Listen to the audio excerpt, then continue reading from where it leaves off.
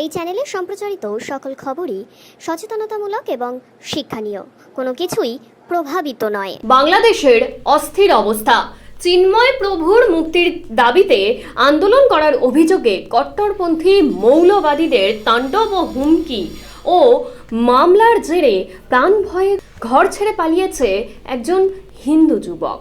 প্রসঙ্গত জানা গেছে, নদীর সাহায্যে সে ভারতে প্রবেশ করে, তবে তাকে আটক করে বিএসএফ। রাজগঞ্জ ব্লকের করতোয়া নদী সাঁতরে ভারতে প্রবেশ করে তাকে আটক করে বিএসএফ। ওই যুবককে তুলে দেওয়া হয় রাজগঞ্জ থানার পুলিশের হাতে। যুবককে জিজ্ঞাসাবাদ করার পর তাকে গ্রেপ্তার করে পুলিশ। বুধবার তাকে জলপাইগুড়ি জেলা আদালতে তোলা হয়। যুবকের নাম জীবন বর্মন, বয়স 21 বছর।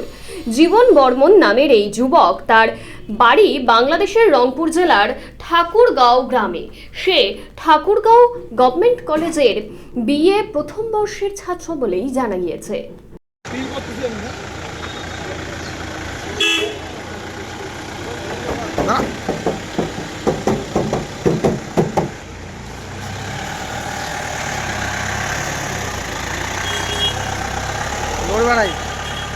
ভাই তোমাকে কেন ধরছে?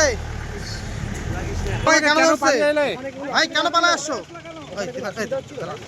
ভাই তুমি কেন পালালে? কেন পালালে ভাই? কেন কেন আসছো ওই বাসে? অত্যাচার করছিল।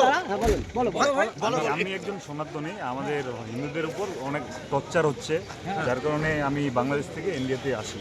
তোমার নাম কি? তোমার নাম? আমার নাম জীবন বর্মন। তোমাকে কি ওখানে মারধর করা হয়েছিল? 21। কি অত্যাচার হচ্ছিল? আমাদের হিন্দুদের উপর খুব টর্চার হচ্ছিল। তোমার পরিবারের উপরে টর্চার হয়েছে? কি হুমকি ধমকি দিয়েছে?